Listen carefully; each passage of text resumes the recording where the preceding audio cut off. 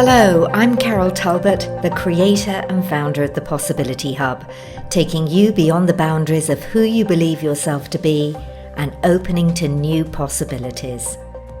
This podcast is an advocate for awakening, encouragement, and creating opportunities for an expansion of awareness and consciousness to allow you to step into a fuller focus of who you really are.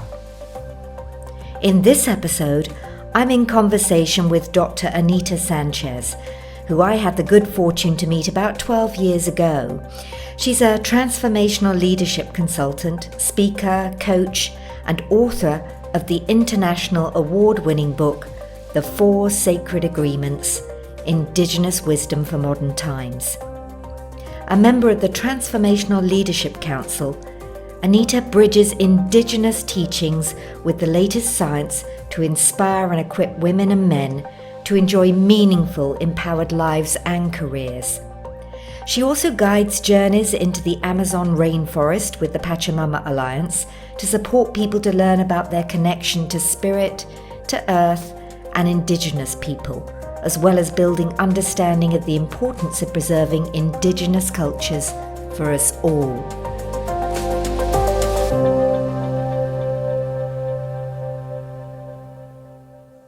So welcome, Anita. I'm so excited that you're here. I'm very excited for our conversation.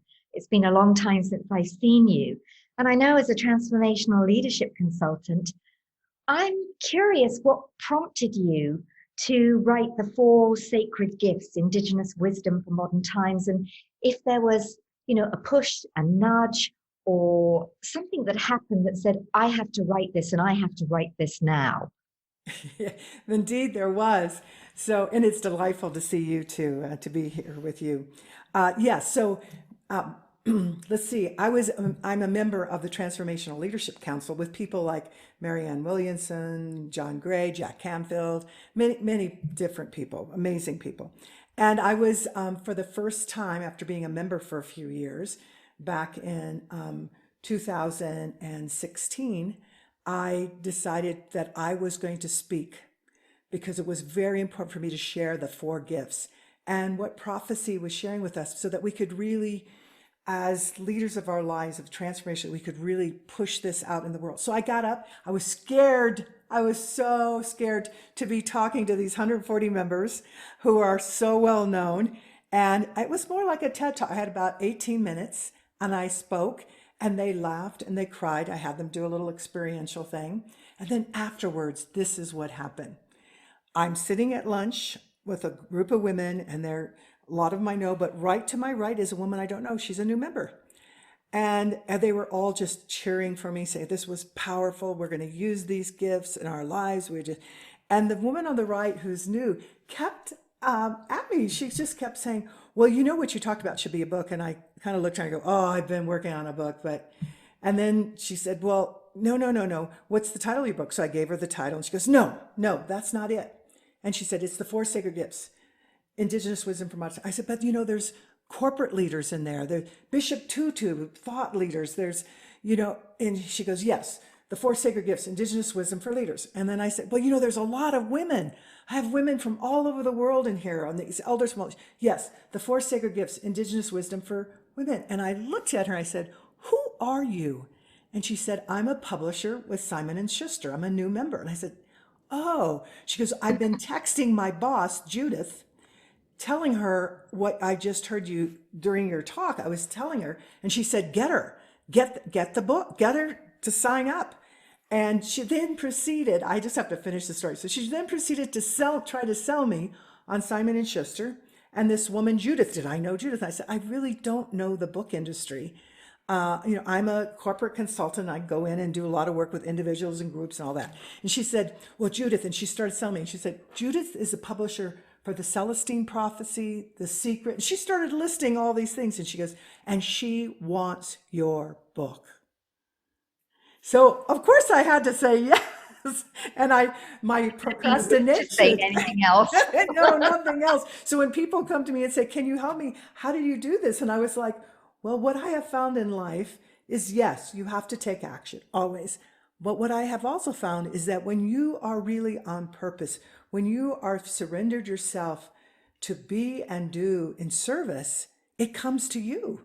So on one hand, it was amazing. On the other hand, it totally made sense that, they came to me.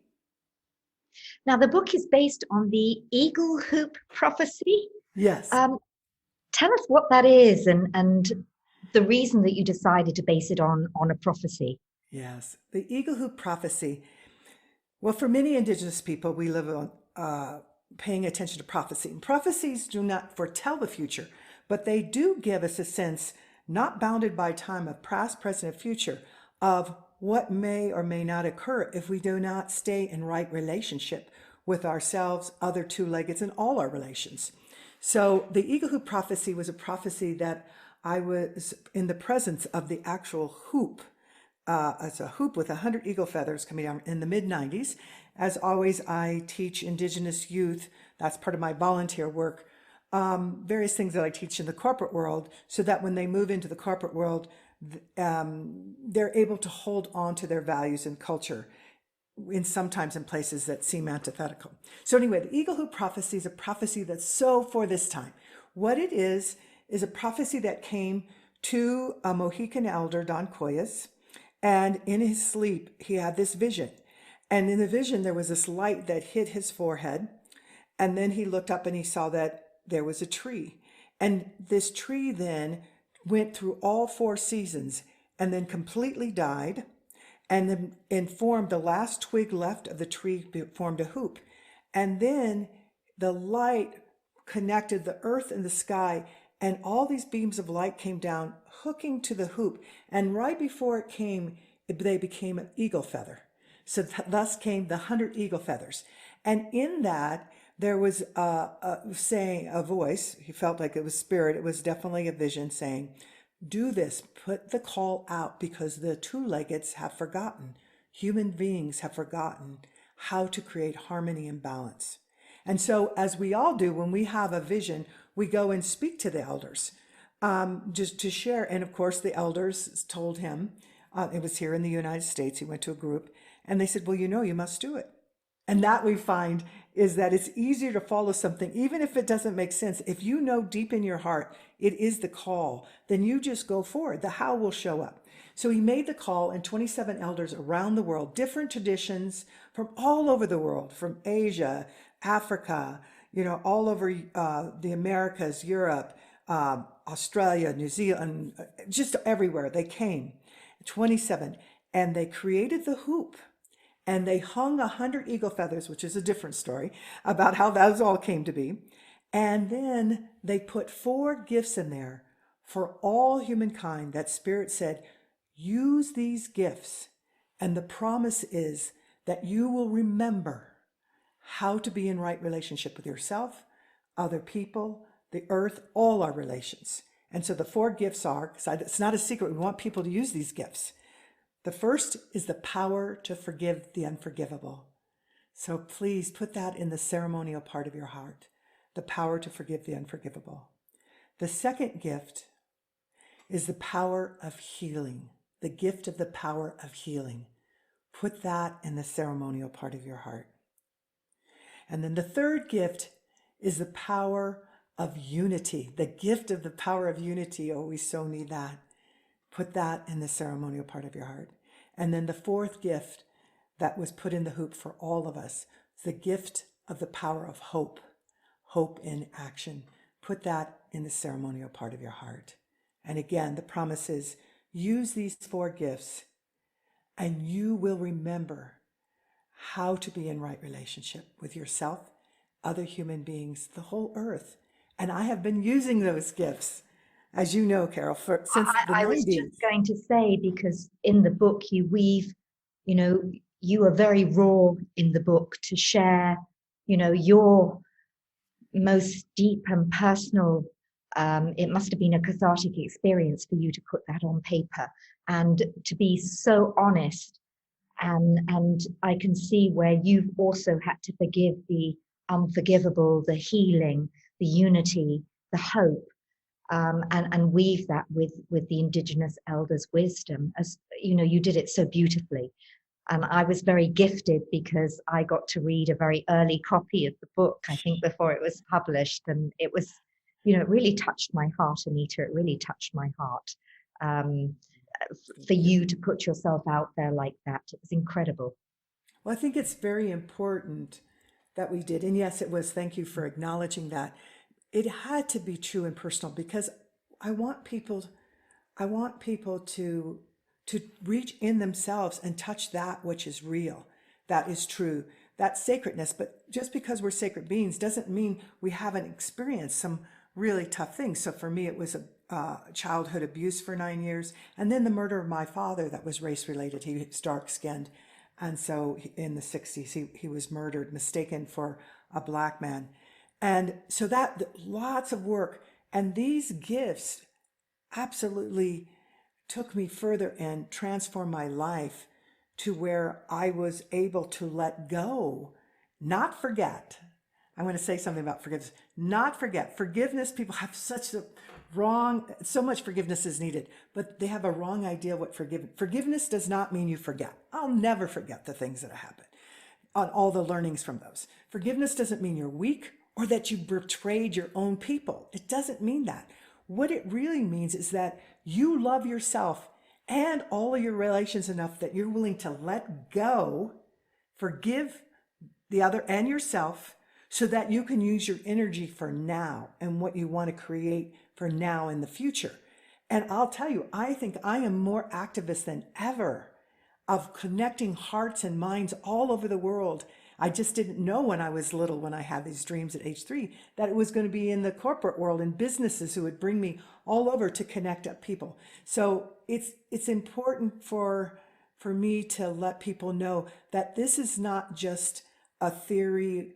This is not just, being nice or something out there in woo-woo land. These are really gifts that all of us have. And my message, being part of the messenger, is how do you incorporate those in your life? So through the book and through a course that I have online so people can do it all over the world on their own time, is the way that I am contributing the gift of these elders from all these different wonderful traditions. Which brings us back to those Indigenous elders.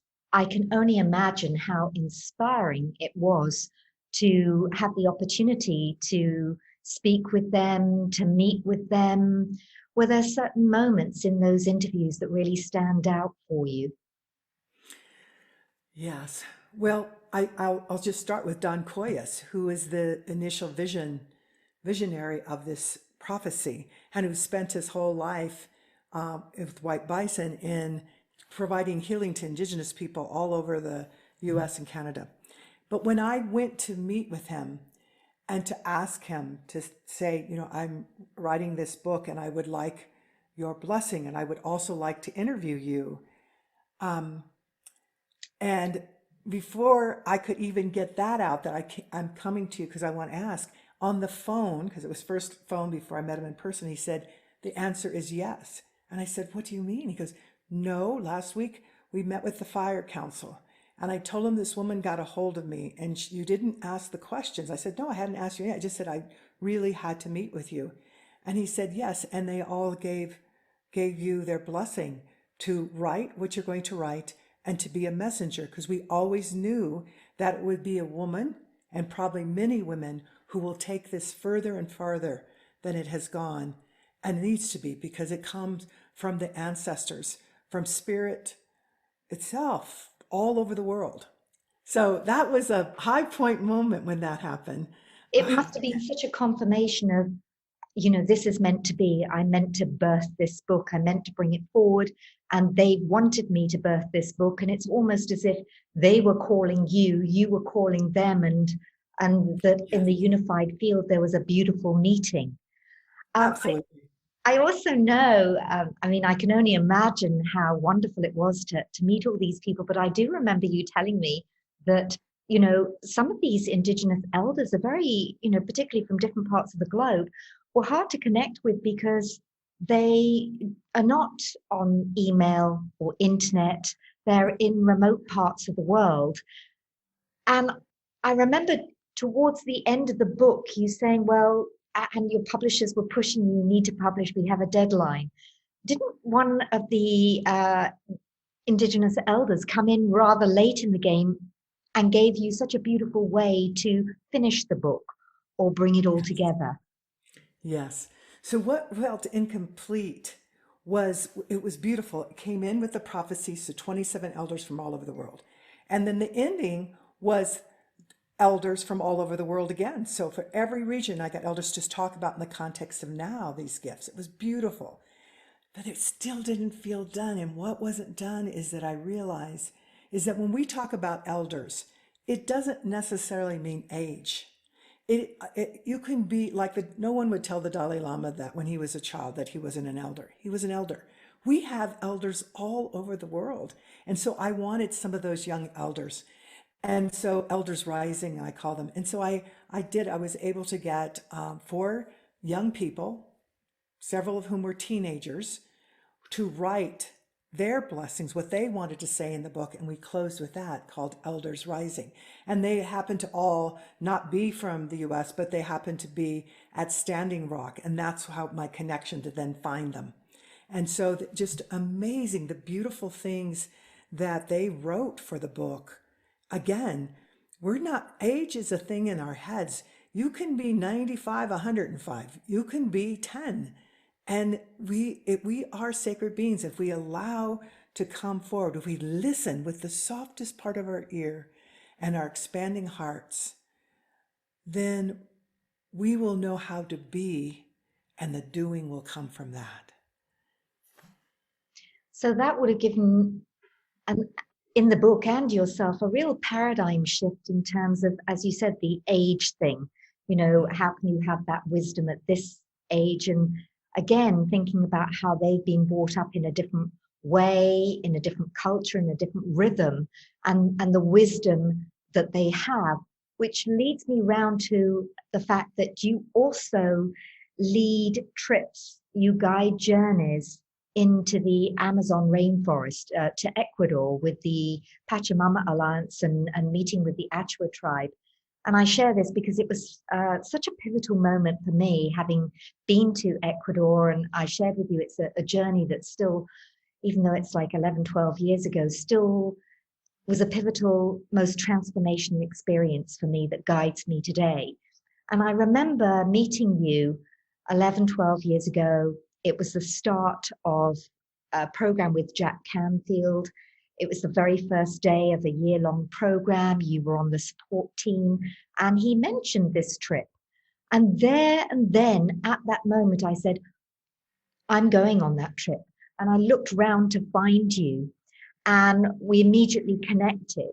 And I don't know if at that time, Anita, whether you thought, gosh, I've heard this from a lot of people. Oh, I'm going to come, because I knew I wouldn't be that year because I was already committed Right. to going back and forth to the US about 4 or 5 times.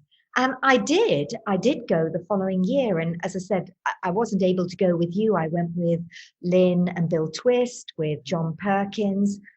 And as I said, it was the most powerful experience. Now, how many years have you been guiding people? And do you still remember your first experience Oh, that you thought, gosh, I need to be bringing people here? Because it's more than just a journey, a tourist thing. That is not what it is at all. It's something really unique and special. yes, it really is. We're on the earthly plane, but it is a spiritual journey too, and the intention is very much there with everyone who comes, so we prepare them and everything. But yes, I remember mine so completely, and I took my whole family, and that's where I met Jack Canfield. Actually, I met him in the Amazon. So there was a group of us who had been doing leadership work together, just really pushing each other to be to open up, to be more vulnerable, so that way we could have the largest impact in supporting whoever it is, wherever it was. So anyway, yes, I do remember, and in that, it was a powerful experience for me because right from the get-go, even before the rainforest, we would meet with shamans, and in every place I went, the shaman would come around the table and translate it because my Spanish isn't really good, and would say, "What are you doing on that side? You're one of us." And they would take my hand like my grandmother did, because my grandmother was a curandera, She comes from a whole line of healers. But I had not had anyone trace my hand like each one of them did. And so then, what it was, I felt like I was coming home. There was a part of me, even though I had no stories of coming from South America. It was much later that I learned from 23andMe, doing my genetic, that part of my, I'm 50% indigenous, part of that comes from the Amazon. And I never knew that. So yes, I still lead journeys. And in that journey for me was what unfolded is seeing all these different people. Some seem from the past. So as I made sense of it, I thought, these are ancestors from past. These are present ancestors. And then future. There were all these things. And I will tell you, to this day, I run into people and I'm like, oh my gosh, I saw you. And they go, I've seen you before too. And it just is incredible. So it's like we're learning now, like in quantum physics, time and space. I mean, Einstein knew time and space that we're talking about is not the way we have. So that's all changing our science. But indigenous wisdom keepers from all the different traditions have known this. They didn't call it quantum physics, but they knew that our connection is beyond this physical. And so that has great power. So it had changed dramatically in my vision, in my dreams, making it more and more believable to myself, because the greatest barrier, even though I've had, as I already mentioned, big hardships, the biggest barrier is myself.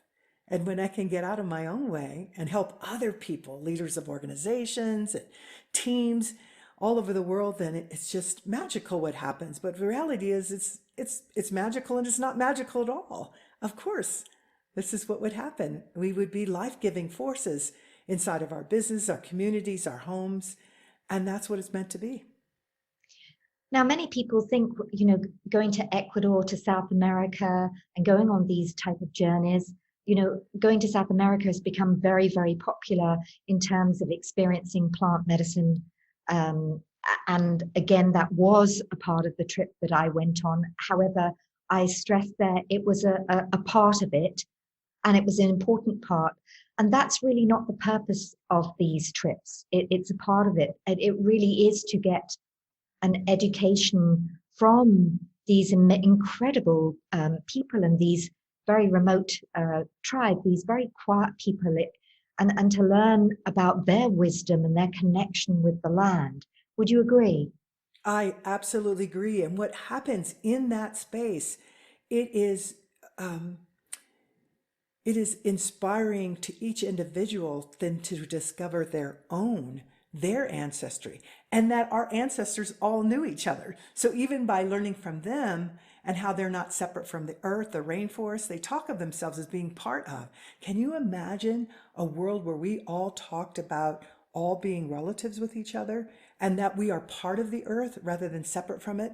A lot of the pain and hurt that happens would not occur, because it'd be crazy, And so, yes. And so one of the invitations, what I have found for the many years, over 10 years of leading groups there, is that they're able to come away with clarity about who they are, what they are, part of this one amazing hoop of life, and that invigorates, even if they already have it, it even deepens their wanting to know more about their ancestors.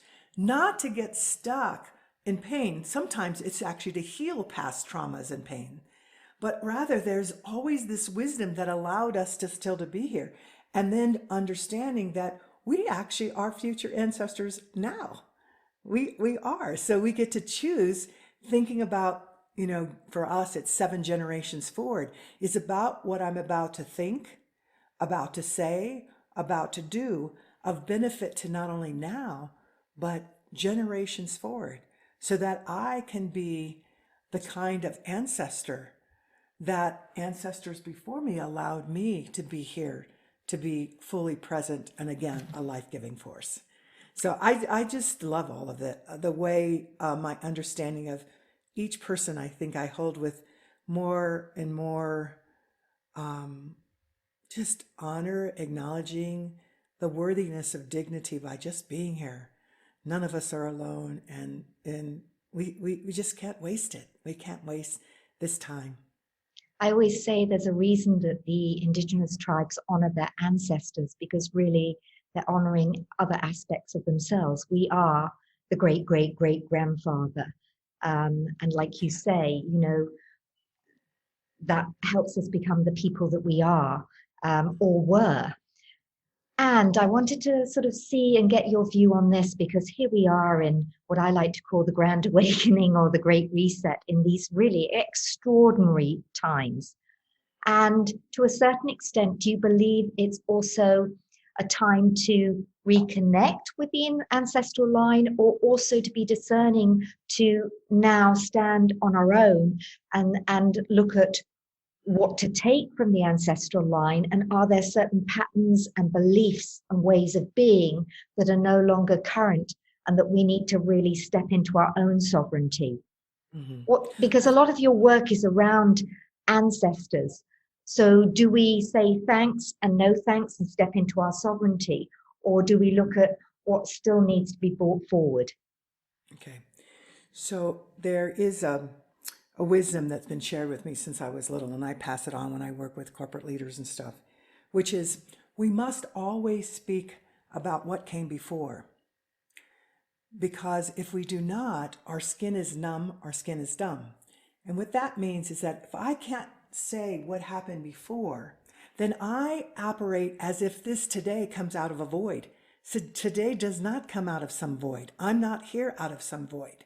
But it also doesn't mean by going back and naming what's gone on, it's not about getting stuck. It's merely, again, being able to know and be able to be choiceful. Choosing. We never give up choice. We might think we do, but we're the one that's deciding that. Be choiceful of the trajectory of which way we're going to go. So it's never about cementing hurts and pains or things that we're not. I always go, the thing is it of benefit? Is it of life-giving to all our relations? And if I can't answer no, then I pause. And that's what I help business leaders, like, we have to stop with any decision is better than no decision. That's not true. That is not true. And we're living with that kind of separation and illusion of separateness anyway. So yes, absolutely.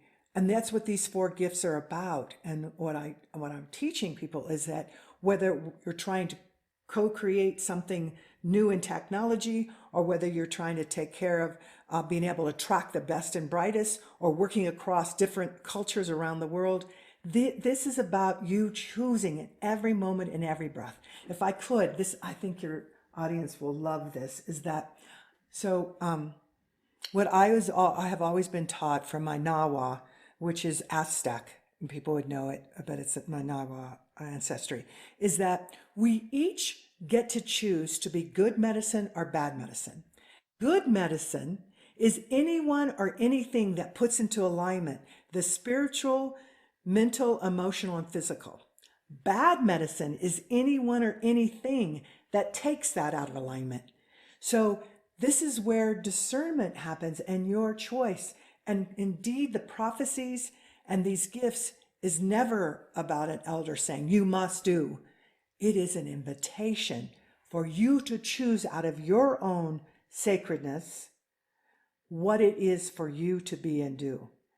And all I can say that everyone who's incorporated these gifts, I've seen amazing changes, not only in their business portfolio. One of the biggest was moving from 25 billion to 29 billion in a flat market, but also in terms of just personal, in terms of small businesses, that kind of dramatic, the numbers not as great, but dramatic, but how we be with ourselves and our families, just the kind of healing and wholeness that happens when we actually utilize these gifts to recreate harmony and balance again. And this is the beauty of, sadly, many books get put into certain categories. And I love what you've said, because it would be easy to say the 4 sacred gifts go in the personal development category. And yet you've beautifully highlighted the value of these 4 sacred gifts: forgiving the unforgivable, the healing, the unity, the hope, and how that is reflected in business and how those gifts are needed within a business to allow it to grow. And, I'm very blessed. I haven't worked, for an organization in a long time. And I'm sure you going in as a consultant, you can see the things that go on in organizations, the bad behaviors. And again, we tend to compartmentalize. And what you've said is, and I believe totally, is, you can't compartmentalize. If there's things that have happened at home, they're going to impact you in the workplace. If there's things that are happening in the workplace, they very much, impact you, vice versa. So we really have to take, this is where I'm loving the way that you've brought these 4 sacred gifts into the work environment, and worked beautifully to help organizations grow and truly transform. So that's one possibility that's these gifts open up. For other people, what are your hopes in terms of what possibilities these 4 sacred gifts open up in them? Oh, well, self-love is first and foremost. When you use these gifts, then you begin to realize, I mean, I would have always said, oh, but I love myself. Yeah, these horrible things happened to me when I was a child, but I love myself. However, it wasn't until I and it's continuous. It's not like you're done. There's always something new, but the forgiveness and healing, my visions of unity, of hope, it allowed me to move further. And that's what will happen for individuals. So it's not about winning awards, but one of the things I can point to, just even in the last 2 years, is one, winning an International Latino Book Award for the book, and just having so many people just using these gifts, realizing how important they are in their personal lives. But also, it began because I was doing my forgiveness and healing. I was able to step into places that I felt that were new to me, that I felt more vulnerable. But I knew that, hey, I have a contribution. Even if it's only listening, which is a powerful thing in itself, but moving into that. And so then what happened is, last year I got named, Conscious Company Media named me one of 43 world-changing women. And then last fall, I got a call out of nowhere. I mean, I didn't know this, but World Women's Foundation named 60 women, including Jane Goodall. I mean, women that you would know all over the world. And they said, no, you're one of the women. We would like you to receive this gift. And the goal is to inspire young girls all over the world. And we chose 60 women. So because we know you tell the truth about your story, but all the amazing things you've done and contributions you made to individuals and businesses and everything. And we've done that. We've already met the million. It's the UN has acknowledged it as like an incredible campaign, and it continues to go out. And so what I want to say is when we are truly unconditionally love ourselves, then we won't allow for us to be diminished by pains and hurts. We won't allow to be diminished by things that we won't forgive ourselves or forgive them. We won't allow to be diminished to think, oh, this is the bigger dream. No, your dream, the power of unity. Just even talking to you, like I'm so excited by the people that are going to be ignited by your interviews. And I may never know about them specifically, but yet energetically, we are lifting each other up in unity. And so we've got to get into that hopeful action. In spite of all the facts of the contrary, I don't mean to deny them. We need to deal with them, but always pain pushes until vision pulls. So we acknowledge what is, but always vision what it is that we want to create individually and collectively. So it keeps pulling us. So even in the toughest times, we're like, yes, it is tough. And it's hard losing all the people we've lost and all the things that are happening. And here's the vision of a thriving world where all of us are treated with dignity. And I mean, not only human beings, but I'm talking about the earth and all of our relatives in that way as well. Gosh, I love that. Pain pushes. It certainly does. I always say it's crisis or chaos that creates evolution, that gives you that oomph. And then it's vision that pulls. Absolutely beautiful. Now, people can obviously go and get your book from Amazon effortlessly and easily.